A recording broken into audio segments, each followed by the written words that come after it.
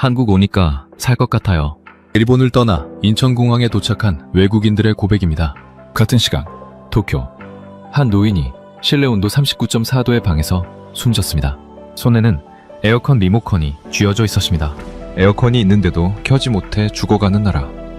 지금 일본의 현실입니다. 살인적인 전기세와 전력회사의 담합, 반열조차 안 되는 노후주택 속에서 일본인마저 지쳐갈 때 세계의 시선은 한국으로 향하고 있었습니다. 폭염 앞에서 두 나라의 운명을 가른 결정적 차이, 대체 무엇일까요? 시작 전 구독과 좋아요 한번 눌러주시면 영상 제작에 큰 힘이 됩니다. 감동이방 오늘의 이야기 시작하겠습니다. 한국에 도착한 외국인들이 공통적으로 하는 말이 있다고 했습니다. 일본에서 죽는 줄 알았어요. 처음엔 웃어 넘겼습니다.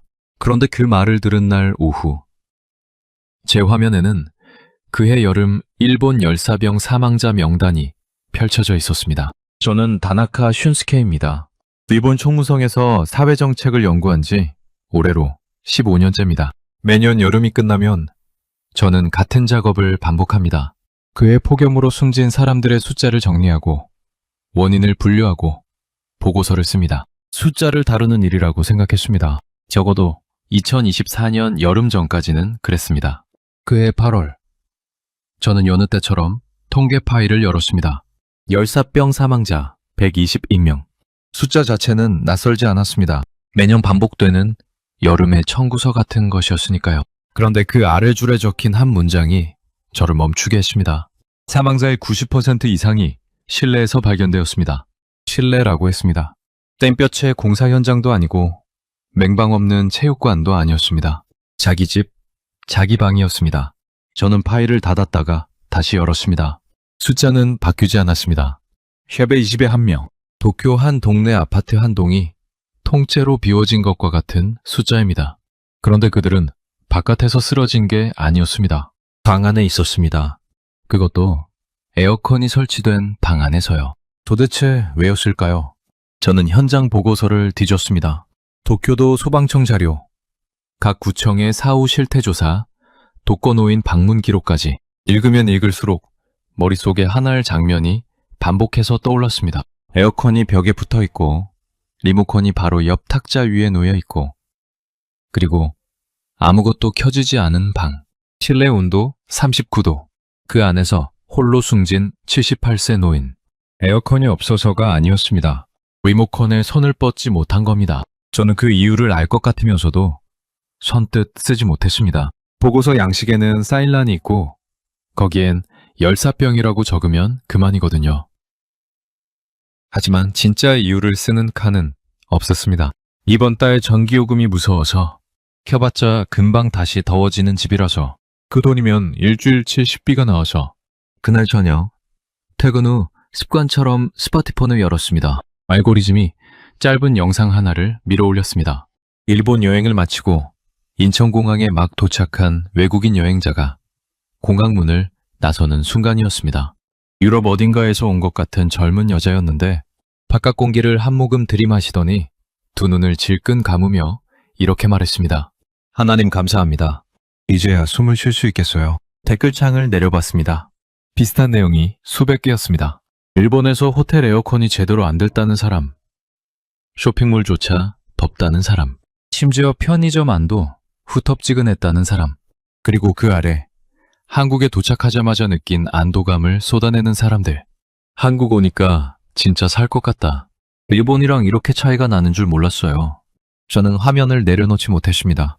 외국인들이 일본을 떠나며 안도하는 장면과 자국민이 에어컨 앞에서 숨져가는 통계가 머릿속에서 자꾸 겹쳐졌습니다. 같은 여름이었습니다. 같은 계절에 한쪽에서는 외국인들이 일본을 탈출하듯 빠져나가고 있었고, 다른 한쪽에서는 일본인들이 자기 방 안에서 조용히 쓰러지고 있었습니다. 우연일까요? 저는 그렇게 생각하지 않았습니다. 그리고 더 불편한 질문이 머릿속을 파고들었습니다. 외국인들이 일본보다 한국을 선택한다고 했습니다. 기후가 비슷한 두 나라인데 왜 한쪽은 떠나고 싶고 한쪽은 머물고 싶은 걸까요? 그 차이는 단순히 날씨의 문제가 아닐 거라는 직감이 들었습니다. 저는 다시 통계 파일을 열었습니다. 이번엔 일본 옆에 한국 수치를 나란히 불러왔습니다. 같은 해 여름, 한국의 열사병 관련 사망자 수는 일본의 절반에도 미치지 않았습니다. 같은 의도, 비슷한 기후, 똑같이 빠르게 고령화되고 있는 두 나라. 그런데 숫자는 전혀 달랐습니다. 저는 그날 보고서 초안 파일을 닫았습니다. 그리고 새 문서를 열었습니다. 제목은 아직 정하지 않았습니다. 다만 첫 줄에 이것만 적었습니다.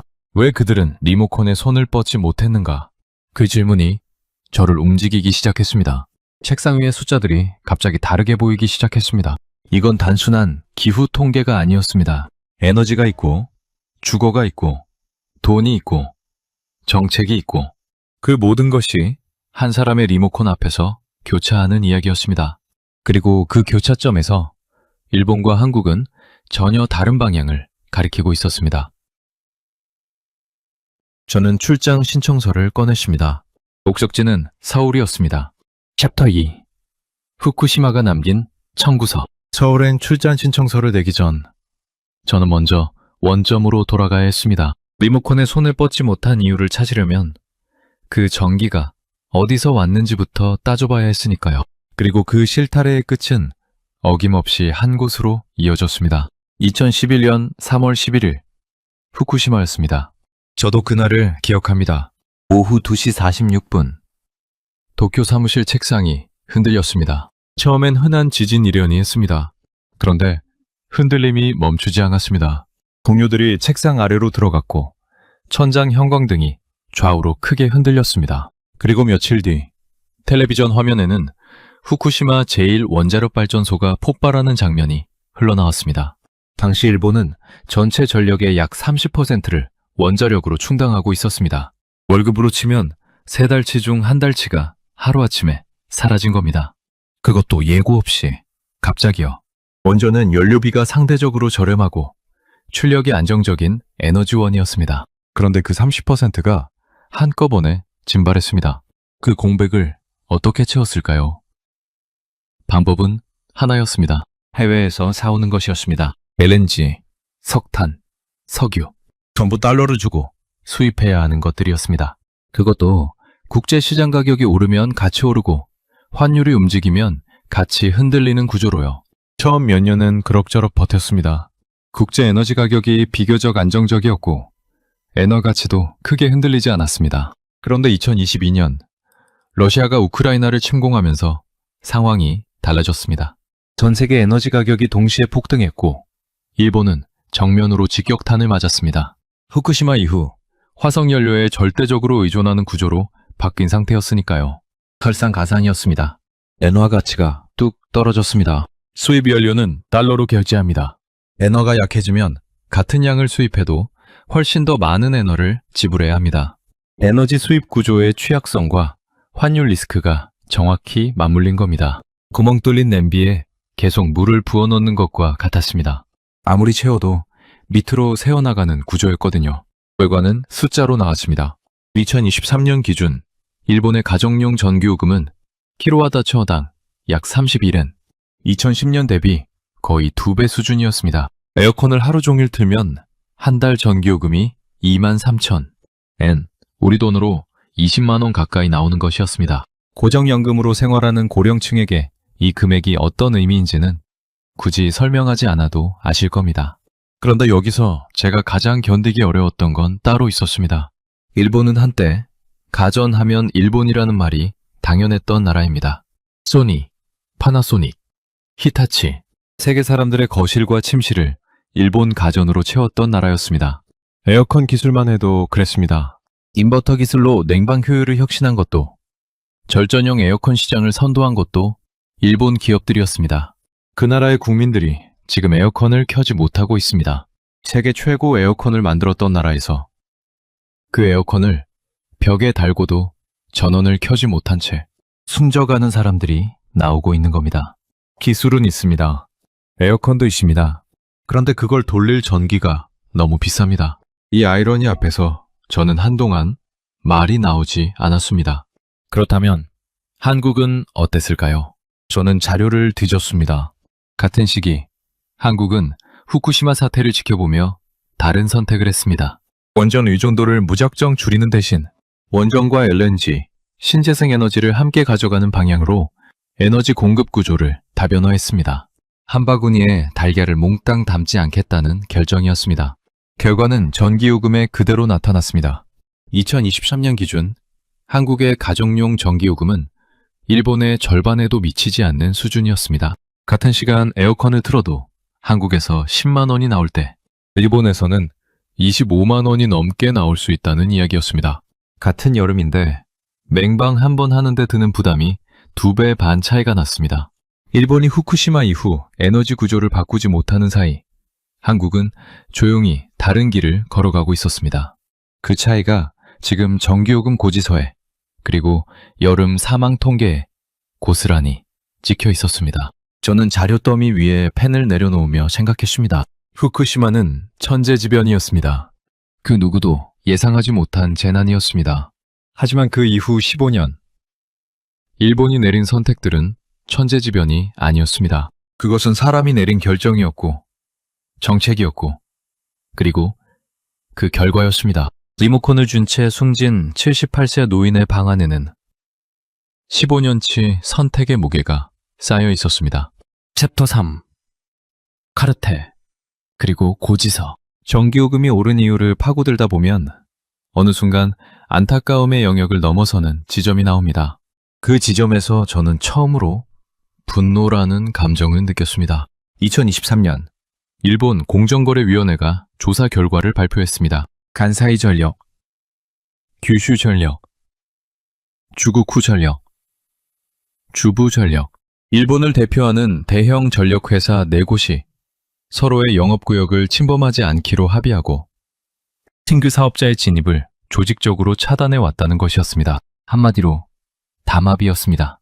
동네 슈퍼 3곳이 뒤에서 짜고 가격을 올리는 것과 다를 바 없는 짓을 나라 전체에 전기를 쥔 대형 기업들이 해온 겁니다. 부과된 과징금은 약 110억엔, 우리 돈으로 약 1조 원에 달하는 역대 최대 규모의 카르텔 사건이었습니다. 저는 그 숫자를 보며 잠시 멈췄습니다. 1조 원이라는 과징금이 역대 최대라는 사실보다 그 뒤에 숨겨진 장면이 더 오래 머릿속에 남았습니다. 전력회사들이 국민들 앞에서는 연료비가 올라서 어쩔 수 없다고 말하는 동안 뒤에서는 경쟁 자체를 원천 봉쇄하고 있었다는 것. 가격이 오른 게 아니라 오르도록 내버려 둔 겁니다. 많이 더 정확히는 오를 수밖에 없는 구조를 스스로 만들어 놓은 거였습니다. 그 청구서는 고스란히 서민들에게 날아갔습니다. 가장 먼저 쓰러진 건 연금으로 생활하는 고령층이었습니다. 일본의 고령자 빈곤율은 상대적 빈곤 기준으로 약 20%에 달합니다. 특히 혼자 사는 고령 여성의 경우 그 비율은 훨씬 높아집니다. 이분들의 월 수입은 많아야 10만엔 수준이거든요. 거기서 전기요금이 3만엔을 넘어서면 나머지 생활비로 한 달을 버텨낼 방법이 없습니다. 에어컨을 켤까? 끼미를 챙길까? 이 질문이 매년 여름마다 수백만 명의 노인들 앞에 놓이고 있었습니다. 선택지가 2개라는 게 차라리 더 잔인한 일이었습니다. 둘 다 포기할 수 없는 것들이니까요. 그런데 현실에서는 둘 중 하나를 골라야 했습니다. 그리고 많은 분들이 에어컨을 포기하는 쪽을 택했습니다. 먹는 건 당장 오늘을 버텨야 하는 문제지만 더위는 조금 더 참으면 될 것 같다는 생각으로요. 그 참음의 끝이 어디였는지는 제 책상 위의 통계가 말해주고 있었습니다. 저는 현장 기록을 다시 꺼냈습니다. 도쿄에서 열사병으로 숨진 123명의 연령 분포를 보면 80대가 44명, 70대가 61명, 90대 이상이 12명이었습니다. 전체 사망자의 압도적 다수가 70대 이상 고령층이었습니다. 이것은 우연이 아니었습니다. 구조가 만들어낸 결과였습니다. 후쿠시마 이후 에너지 구조가 뒤틀렸고 전력회사들은 담합으로 경쟁을 막았고 요금은 올랐고 그 부담은 가장 약한 곳으로 흘러내렸습니다. 강물이 낮은 곳으로 흐르듯 가장 적은 돈으로 살아가는 사람들에게 가장 무거운 짐이 얹힌 겁니다. 저는 이걸 게임의 절약심리라고 부를 수 없었습니다. 에어컨을 아끼는 게 미덕이라서가 아니었습니다. 켜고 싶어도 켤 수 없는 구조 속에 놓인 겁니다. 15년에 걸쳐 차곡차곡 쌓인 정책 실패의 무게가 한여름 전기요금 고지서 한 장으로 압축되어 노인들의 손에 쥐어진 거였습니다. 그렇다면 한국은 이 시기에 어디쯤 있었을까요? 자료를 찾아보니 한국도 이 시기에 전기요금 인상 논의가 없지 않았습니다. 에너지 가격 상승의 여파는 한국도 비켜가지 않았거든요. 하지만 결정적인 차이가 있었습니다.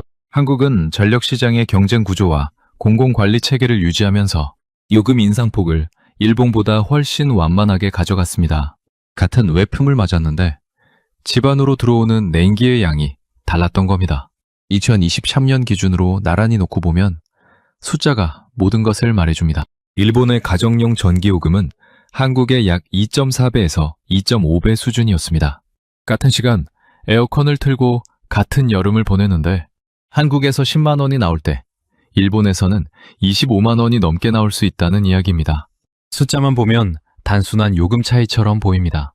하지만 그 차이가 월 10만 엔으로 살아가는 노인에게 닿으면 그건 더 이상 요금 문제가 아닙니다. 생존의 문제가 됩니다.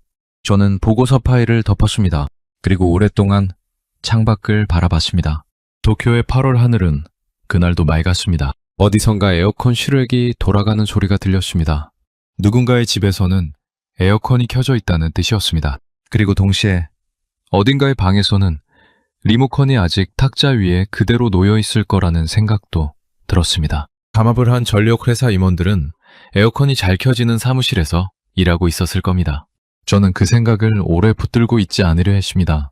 보고서를 써야 했으니까요. 하지만 이번만큼은 보고서 한 줄 한 줄을 쓰는 손이 평소와 달리 무거웠습니다. 이건 통계가 아니었습니다. 구조였습니다. 그리고 구조는 누군가의 선택으로 만들어진 것이었습니다. 챕터서 70년대 집에서 40도를 버티다. 전기요금 문제를 파고들다 보면 자연스럽게 다음 질문이 따라옵니다. 그렇다면 그 비싼 전기를 써서 에어컨을 켜면 적어도 집안은 시원해지는 걸까요? 저는 이 질문의 답을 찾으러 현장으로 나갔습니다. 그리고 예상보다 훨씬 불편한 현실과 마주쳤습니다. 도쿄 외곽. 1970년대에 지어진 목조 단독주택 밀집 지역이었습니다. 골목을 걷다 보면 오래된 나무 외벽과 낮은 처마가 이어집니다. 일본 주거 문화의 상징처럼 여겨지는 풍경이었습니다. 그런데 그 안에 들어가는 순간 풍경이 주는 인상과 전혀 다른 현실이 기다리고 있었습니다. 실내 온도계가 38도를 가리키고 있었습니다. 에어컨은 켜져 있었습니다. 그것도 2시간째요. 집 주인은 70대 초반의 남성이었습니다. 그는 에어컨 바람이 나오는 방향을 등지고 앉아 부채질을 하고 있었습니다. 에어컨을 켜도 시원하지 않냐고 물었더니 그는 쓴웃음을 지으며 이렇게 말했습니다. 켜면 잠깐은 시원하죠. 그런데 30분이 지나면 다시 이렇게 돼요. 그러면 10분도 안 돼서 찜통이 되고요. 구조의 문제였습니다. 일본은 전통적으로 여름 통풍을 위한 목조 건축 문화가 발달해 있었습니다. 바람이 집안을 관통하게 해서 더위를 피하는 방식이었습니다. 수백 년 된 지혜였고 에어컨이 없던 시절에는 꽤 효과적인 방법이었습니다. 문제는 지금처럼 40도에 육박하는 폭염이 매년 찾아오는 시대가 되면서 이 전통적 설계가 오히려 치명적인 약점으로 돌변했다는 겁니다. 바람을 통하게 만든 구조는 냉기도 그대로 빠져나가게 만듭니다. 만열이 없으면 에어컨이 만들어낸 차가운 공기가 벽과 천장과 틈새로 새어나갑니다. 에어컨은 계속 돌아가는데 방은 시원해지지 않는 겁니다. 돈은 계속 나가는데 효과는 없는 구조. 딱 그겁니다. 일본에서는 1979년 이전에 지어진 주택에는 단열 기준 자체가 존재하지 않았습니다. 1980년에야 처음으로 단열 기준이 도입됐는데 그것도 지금 기준으로 보면 사실상 없는 것과 다름없는 수준이었습니다. 그리고 현재 일본 전체 주택의 약 70%가 여전히 이 1980년대 기준, 즉 현재 기준으로는 단열 불량에 해당하는 집에서 사람들이 살고 있습니다. 10집 중 7집이 구멍 뚫린 냄비인 겁니다. 뜨거운 여름날, 구멍 뚫린 냄비에 얼음을 넣는다고 생각해 보십시오. 얼음이 녹는 속도를 늦출 수는 있겠지만 결국 냄비는 다시 뜨거워집니다. 비싼 전기를 써서 에어컨을 돌려도 냉기가 머무는 시간이 짧으니 에어컨을 꺼도 되는 순간이 오지 않습니다. 계속 틀어야 하고 계속 돈이 나갑니다. 그러니 결국 에어컨을 아예 안 켜는 쪽을 선택하게 되는 거죠. 전기요 문제와 주택 단열 문제가 이렇게 맞물립니다. 요금이 비싸니 아끼려 하고 아껴봤자 집 구조 때문에 효율이 없으니 차라리 포기하게 되는 악순환입니다. 이 두 개의 함정이 동시에 작동하고 있었던 겁니다. 저는 자료를 더 뒤졌습니다. 일본 국토교통성 자료를 보면 노후주택의 단열 개선 사업이 수년째 예산 부족으로 지지부진한 상태였습니다. 개선 속도보다 폭염이 심해지는 속도가 훨씬 빨랐습니다. 지난해 일본에서 기록된 최고 기온은 41.8도였습니다. 올해부터는 40도가 넘는 날을 따로 혹서일이라고 분류하기 시작했습니다. 기온은 빠르게 바뀌는데 집은 50년 전 그대로였습니다. 그렇다면 한국의 집은 어떨까요? 저는 서울 출장 전에 미리 한국의 건축 기준 자료를 찾아봤습니다. 2023년 개정된 한국의 건축물 에너지 효율 기준을 보면 신축 공동주택에 적용되는 단열 성능 기준이 일본의 현행 기준보다 현격히 높다는 것을 확인할 수 있었습니다. 한국은 1980년대부터 아파트 중심의 공동주택 문화가 빠르게 자리를 잡으면서 콘크리트 구조체에 단열재를 결합하는 방식이 표준이 됐습니다. 그리고 그 기준을 꾸준히 강화해 왔습니다. 결과가 어떻게 다른지는 간단한 장면 하나로 설명됩니다. 한국에서는 무더운 여름날 집에 들어와 에어컨을 잠깐 틀면 냉기가 방 안에 오래 머뭅니다. 에어컨을 꺼도 한동안 시원함이 유지됩니다. 같은 냉방 시간에 훨씬 오래 시원한 겁니다. 반면 일본의 노후 목조 주택에서는 에어컨을 끄는 순간 방이 순식간에 원래 온도로 돌아갑니다. 냉기가 머물 공간 자체가 없으니까요. 같은 에어컨, 같은 시간, 같은 더위인데 체감이 완전히 다릅니다. 그 차이를 만드는 건 기술이 아니라 집이었습니다. 도쿄 외곽 골목을 다시 걸어 나오면서 저는 생각했습니다. 아름다운 목조 주택들이 늘어선 풍경은 여전히 고요하고 조용했습니다. 하지만 그 고요함 안에는 여름마다 반복되는 소리 없는 싸움이 숨어 있어서 보입니다. 비싼 전기요금과 새는 집 사이에서 리모컨을 쥐었다 놓았다 하는 사람들의 이야기가요. 집은 단순한 건물이 아닙니다. 사람을 지키는 구조물입니다. 그런데 지금 일본의 집 10채 중 7채는 40도의 여름 앞에서 사람을 지키지 못하고 있었습니다. 챕터 5 서울행 비행기 8월 말 저는 서울행 비행기에 올랐습니다. 출장 목적은 비교 연구였습니다. 같은 폭염, 같은 고령화. 그런데 전혀 다른 통계, 그 차이가 어디서 오는지를 현장에서 확인하는 것이었습니다. 비행시간은 2시간 남짓. 도쿄에서 서울은 그렇게 가깝습니다.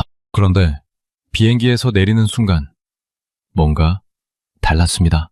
처음엔 착각인 줄 알았습니다.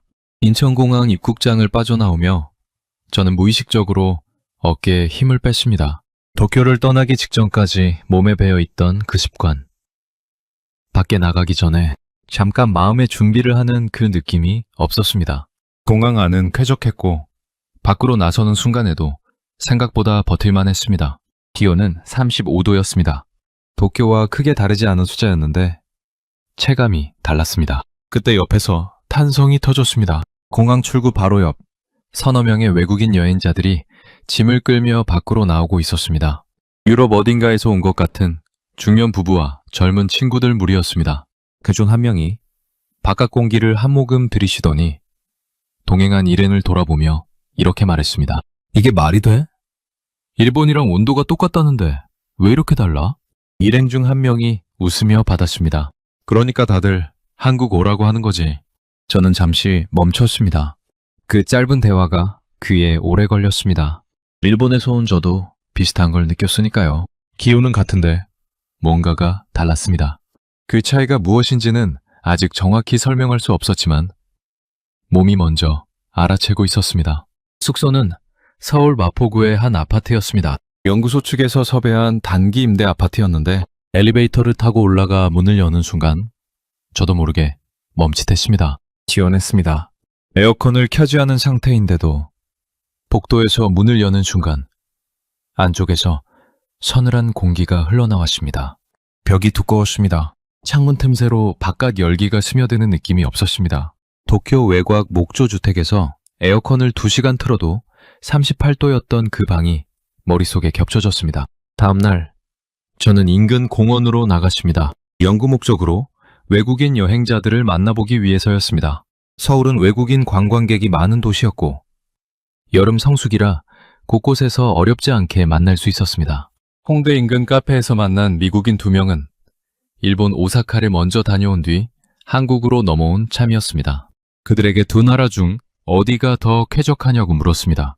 대답은 망설임 없이 나왔습니다. 한국이요. 비교가 안 됩니다. 일본은 호텔 로비도 더웠어요. 쇼핑몰 안에 들어갔는데도 땀이 났거든요. 여기는 편의점만 들어가도 시원하잖아요. 이태원에서 만난 프랑스인 여행자는 더 직접적이었습니다. 일본에서 2주를 보내고 한국으로 넘어온 그는 인천공항에 내리던 순간을 이렇게 표현했습니다. 공항 문이 열리는 순간 살았다는 생각이 들었어요. 과장이 아니에요. 동남아에서 온 관광객들의 반응도 비슷했습니다. 더운 나라에서 온 사람들조차 일본의 여름을 힘들다고 했습니다. 기온의 문제만이 아니라는 얘기였습니다. 피할 공간이 없다는 것, 실내에 들어가도 시원하지 않다는 것, 숙소에 돌아와도 냉방이 제대로 안 된다는 것, 그 불편함이 반복되면서 여행 자체가 소진되는 느낌이라고 했습니다. 그런데 한국에 오면 달라진다고 했습니다. 지하철역에 내려가는 순간부터 시원하고 어느 건물에 들어가도 냉방이 제대로 작동하고 숙소에 돌아오면 에어컨을 잠깐만 틀어도 방이 금방 시원해진다고요. 그 차이가 단순한 온도 차이가 아니라 여행의 질을 바꾼다고 했습니다. 저는 그 말들을 듣는 내내 복잡한 감정이 들었습니다. 외국인들이 일본과 한국을 이렇게 갈라서 말한다는 사실이 불편했습니다. 자국민으로서 당연히 불편했습니다. 하지만 동시에 그 불편함보다 더 강하게 드는 감정이 있었습니다. 이들의 말이 틀리지 않다는 것을요. 저 자신도 느꼈으니까요. 숙소로 돌아와 에어컨을 켰습니다. 10분이 지났습니다. 방이 시원해졌습니다. 에어컨을 껐습니다. 30분이 지났습니다. 여전히 시원했습니다. 도쿄 외곽 그 집에서라면 에어컨을 끄는 순간 이미 더워지기 시작했을 겁니다. 같은 에어컨, 비슷한 외부 온도. 그런데 결과가 달랐습니다. 벽이 다르고 창이 다르고 집이 달랐습니다. 저는 수첩에 짧게 적었습니다. 외국인들이 한국을 선택하는 이유는 K-드라마도 K-푸드도 아닐 수 있다. 적어도 여름만큼은 그냥 이 나라의 집이 사람을 지켜주기 때문일 수 있다. 그날 밤 저는 오래 잠들지 못했습니다. 창밖 서울의 여름밤은 도쿄보다 덜 무거웠습니다. 에어컨을 끄고도 한참을 버틸 수 있었습니다. 그 서늘함이 오히려 불편했습니다. 너무 선명하게 일본에 두고 온 것들이 떠올랐으니까요. 리모컨을 쥔 채 발견된 78세 노인의 방, 38도를 가리키던 온도계, 에어컨을 켜도 시원해지지 않는 구멍 뚫린 집들, 그리고 그 집들에서 조용히 여름을 버텨내고 있는 수백만 명의 노인들. 같은 여름인데 국경 하나를 넘으면 이렇게 달랐습니다. 챕터 6. 숫자가 말하는 것. 서울에 온 지 사흘째 되던 날, 저는 숙소 책상에 자료를 펼쳐놓고 두 나라의 숫자를 나란히 놓았습니다. 현장에서 몸으로 느낀 것들을 이제 숫자로 확인할 차례였습니다. 연구원으로서 감각보다 데이터를 믿는 훈련을 15년 동안 해왔으니까요. 그런데 숫자를 하나씩 채워나가면서 감각이 틀리지 않았다는 것을 깨달았습니다. 오히려 현실은 제가 느낀 것보다 더 극명했습니다. 먼저 전기요금입니다. 2023년 기준 일본의 가정용 전기요금은 킬로와트초당 평균 약 31엔이었습니다. 같은 해 한국의 가정용 전기요금은 킬로와트당 평균 약 140원 수준이었습니다. 환율을 감안해 단순 비교하면 일본의 전기요금은 한국의 약 2.4배에서 2.5배 수준이었습니다. 가게를 2개 차렸는데 한 가게는 재료비가 다른 가게보다 2배 반 더 드는 겁니다. 그러면서 팔아야 하는 물건은 똑같습니다. 어느 가게가 더 오래 버틸 수 있겠습니까? 다음은 단열 기준입니다. 한국은 1980년대 아파트 공동주택 문화가 자리를 잡으면서 콘크리트 구조체에 단열재를 결합하는 방식이 일찍부터 표준화됐습니다. 이후 꾸준히 기준을 강화해서 2023년 개정된 건축물 에너지 효율 인증 기준을 보면 신축 공동주택의 단열 성능이 일본 현행 기준보다 현격히 높습니다. 일본이 1980년에야 처음 단열 기준을 도입하고 그 이후에도 개선 속도가 더뎠던 것과 대조적입니다. 한국 아파트에서 에어컨을 껐을 때 냉기가 오래 머무는 건 우연이 아니었습니다. 수십 년에 걸쳐 기준을 높여온 결과였습니다. 그리고 열사병 통계입니다. 2024년 여름, 일본의 열사병 사망자는 123명이었습니다. 같은 해, 한국의 열사병 관련 사망자 수는 일본의 절반에도 미치지 않았습니다. 위도가 비슷하고 기후 조건이 크게 다르지 않은 두 나라에서 여름 한철 사람이 죽어나가는 숫자가 2배 이상 차이가 났습니다. 이 차이를 날씨 탓으로 돌릴 수는 없었습니다. 날씨는 비슷했으니까요. 저는 이 세 가지 숫자를 오랫동안 들여다봤습니다. 전기요금 2.5배, 단열 기준 격차, 열사병 사망자 2배 차이. 각각 따로 보면 그냥 통계입니다. 그런데 나란히 놓으면 하나의 이야기가 됩니다. 한국과 일본은 1980년대에 비슷한 출발선에 있었습니다. 둘 다 빠르게 성장하는 경제였고, 둘 다 도시화가 진행 중이었고, 둘 다 여름이면 더운 나라였습니다. 그런데 그 시기에 두 나라는 서로 다른 선택을 했습니다. 일본은 목조주택 문화를 유지하면서 단열 기준 강화에 소극적이었습니다. 전력시장은 대형 회사들이 지역별로 나눠 갖는 구조가 고착됐습니다. 에너지 공급은 원전에 크게 의존했고, 그 원전이 한꺼번에 멈추는 상황에 대한 대비가 부족했습니다. 한국은 달랐습니다. 아파트 중심의 공동주택 문화가 빠르게 확산되면서 단열 기준이 자연스럽게 표준화됐습니다. 에너지 공급은 원전과 LNG, 신재생을 함께 가져가는 방향으로 다변화됐습니다. 전기요금은 공공관리체계 안에서 급격한 인상을 억제했습니다. 화려한 정책 선언이 아니었습니다. 조용하고 꾸준한 선택들이었습니다. 그 선택들이 40년이 지난 지금 여름 사망 통계에 찍혀 있었습니다. 저는 여기서 한 가지를 더 확인하고 싶었습니다. 한국의 노인들은 어떨까요? 일본과 마찬가지로 한국도 빠르게 고령화되고 있는 나라입니다. 한국의 노인 빈곤율은 OECD 국가 중 압도적 1위로 수치만 보면 일본보다 높습니다. 그런데 왜 열사병 사망자는 일본보다 적을까요? 이유는 여러 가지가 있겠지만 그중 하나가 주거 인프라였습니다. 한국의 노인 상당수가 공동주택, 즉 아파트에 거주합니다. 그리고 그 아파트들은 단열 성능이 일본 노후주택과 비교가 되지 않습니다. 에어컨을 잠깐만 틀어도 방이 오래 시원하게 유지되니 전기요금 부담이 상대적으로 덜합니다. 같은 빈곤이라도 집이 사람을 지켜주는 정도가 달랐던 겁니다. 인프라가 복지가 되는 순간이었습니다. 화려한 복지 정책이 아니었습니다. 수십 년 전에 만들어진 건축 기준 하나, 에너지 공급 구조 하나가 지금 이 순간 노인들의 여름을 바꾸고 있었습니다. 정책은 당장 표가 나지 않습니다. 단열 기준을 올린다고 해서 다음날 뉴스에 나오지 않습니다. 하지만 그 기준이 쌓이고 쌓여 40년이 지나면 여름 사망 통계에 찍힙니다. 저는 수첩에 적었습니다. 복지는 제도만이 아니다.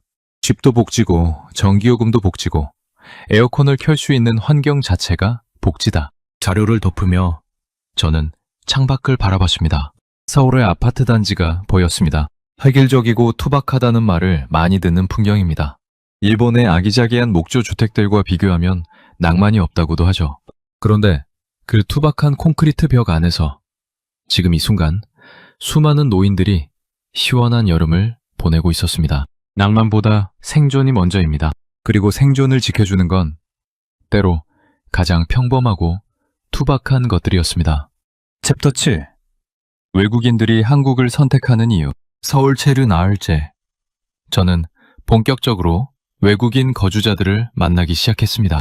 관광객이 아니라 한국에 살기로 선택한 사람들이었습니다. 여행자의 인상이 아니라 실제로 두 나라를 비교해 본 사람들의 이야기가 필요했습니다.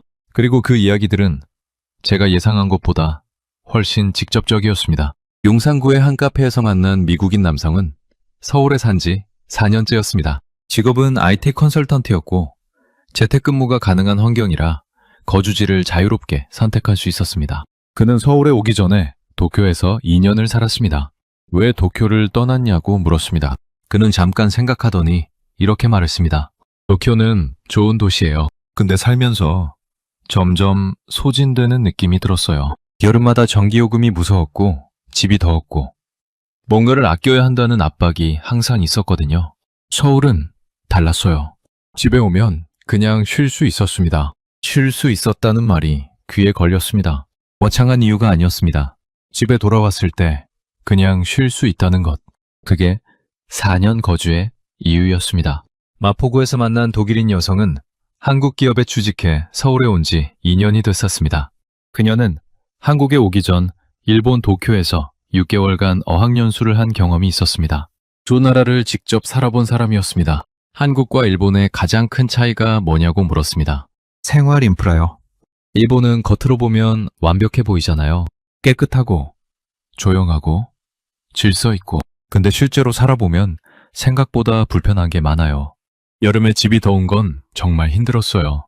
에어컨을 켜도 별로 안 시원하고, 전기요금은 무섭고, 한국은 그게 없었어요.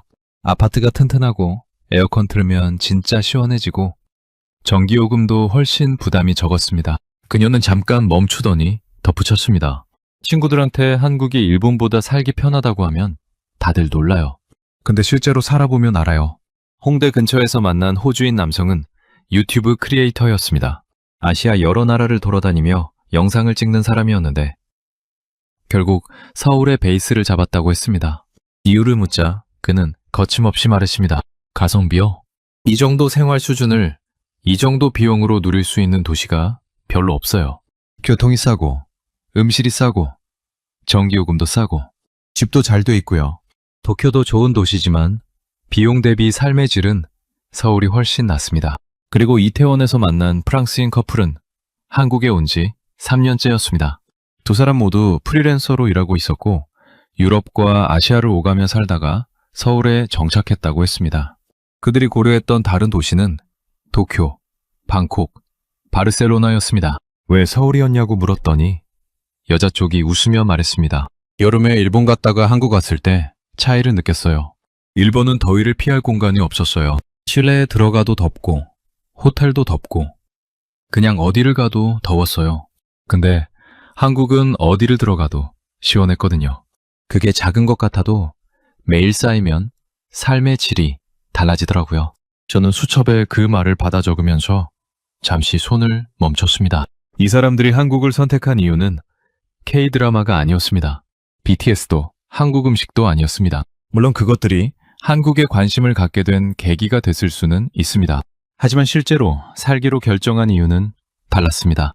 집이 시원하고 전기요금이 부담 없고 인프라가 잘 작동한다는 것이었습니다. 생활 경쟁력이었습니다. 그런데 그날 오후 저를 완전히 말문이 막히게 한 만남이 기다리고 있었습니다. 강남구의 한 일본 식료품점 앞에서 우연히 일본어로 통화하는 사람을 만났습니다. 일본인이었습니다. 50대 초반의 남성으로 서울에 거주한 지 6년이 됐다고 했습니다. 오사카 출신이었고 처음엔 주재원으로 왔다가 임기가 끝난 뒤에도 한국에 남기로 결정했다고 했습니다. 저는 조심스럽게 물었습니다. 일본으로 돌아가지 않은 이유가 뭐냐고요?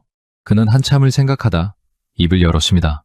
솔직히 말씀드리면 일본에 있을 때보다 여기서 생활이 더 편해요. 전기요금도 그렇고 집도 그렇고 오사카 집에 있을 때는 여름마다 전기요금이 걱정이었거든요. 에어컨을 켜야 하나 말아야 하나 매년 그 고민을 했어요. 여기선 그런 고민을 안 해요. 같은 일본인이었습니다. 자국을 떠나 한국에 정착한 일본인이 저에게 일본의 전기요금 걱정을 이야기하고 있었습니다. 저는 한동안 아무 말도 하지 못했습니다.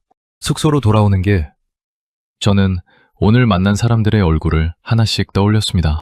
미국인, 독일인, 호주인, 프랑스인, 그리고 일본인. 국적도 다르고 직업도 달랐지만 이들이 한국을 선택한 이유의 중심에는 공통된 무언가가 있었습니다. 살기 편하다는 것이었습니다. 화려한 것이 아니었습니다. 집에 돌아왔을 때 시원하고 전기요금이 무섭지 않고 인프라가 예측 가능하게 작동하는 것, 그게 전부였습니다. 그런데 그 전부가 매일 쌓이면 삶의 질이 됩니다. 그리고 삶의 질은 사람들이 어느 나라를 선택하느냐를 결정합니다. 저는 그날 처음으로 통계 너머의 무언가를 보고 있다는 느낌이 들었습니다. 숫자가 말해주지 못하는 이야기, 사람들이 발로 내린 선택, 그리고 그 선택들이 모여서 만들어지는 두 나라의 현재였습니다.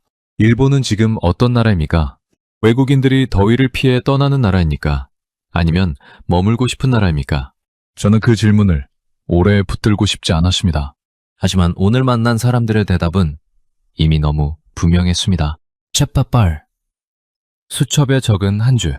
서울을 떠나기 전날 밤. 저는 짐을 싸면서 숙소 책상 위를 한 번 더 둘러봤습니다. 자료 더미, 수첩 2권, 빼곡히 적힌 메모들. 일주일 동안 이 책상에서 두 나라의 숫자를 나란히 놓고 외국인들의 말을 받아 적고 혼자 오래 생각했습니다.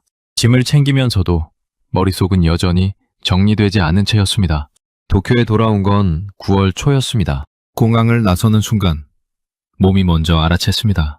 습하고 무거운 공기였습니다. 서울에서 일주일을 보내고 돌아오니 그 차이가 더 선명하게 느껴졌습니다. 택시를 타고 사무실로 향하는 내내 창밖을 바라봤습니다. 도쿄의 여름은 아직 끝나지 않아 있었습니다. 사무실 책상에 앉아 노트북을 열었습니다. 보고서를 써야 했습니다. 비교 연구, 출장 결과 보고서. 형식은 정해져 있었습니다. 서론, 현황 분석, 비교 데이터, 정책 제언, 결론. 15년 동안 수백 번 써온 양식이었습니다.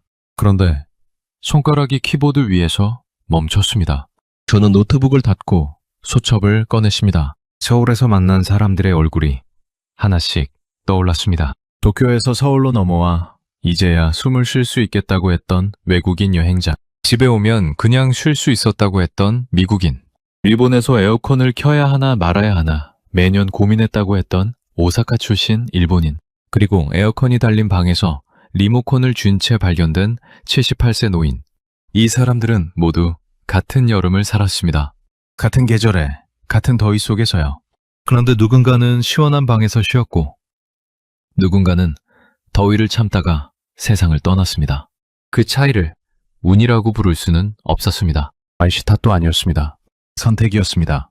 누군가의 선택, 어느 시점의 정책, 오래전에 맺어진 결정들이 지금 이 여름에 찍혀 있었습니다.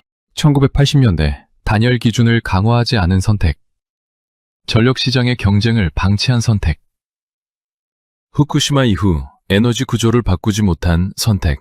각각은 당시에 그리 크게 보이지 않았을 겁니다. 기준 하나, 규제 하나, 정책 방향 하나. 그런데 그것들이 15년, 20년, 40년에 걸쳐 쌓이면 여름 사망 통계가 됩니다. 한국은 다른 선택을 했습니다. 화려한 선언이 없었습니다. 세계가 주목한 정책도 아니었습니다. 아파트 단열 기준을 조금씩 높이고 에너지 공급을 다변화하고 전기요금을 공공영역에서 관리하는 것. 그 조용하고 꾸준한 선택들이 40년이 지난 지금 노인들이 에어컨을 마음 놓고 켤 수 있는 환경을 만들었습니다. 그리고 외국인들이 일본 대신 한국을 선택하게 만들었습니다. 저는 수첩에 천천히 적었습니다. 우리는 잘못된 선택을 너무 오래 했다. 펜을 내려놓고 한참을 그 문장을 바라봤습니다. 보고서에는 쓸 수 없는 문장이었습니다. 총무성 보고서에 이런 문장이 들어갈 수는 없었습니다. 하지만 제가 일주일 동안 두 나라를 들여다보며 도달한 가장 정직한 결론이었습니다.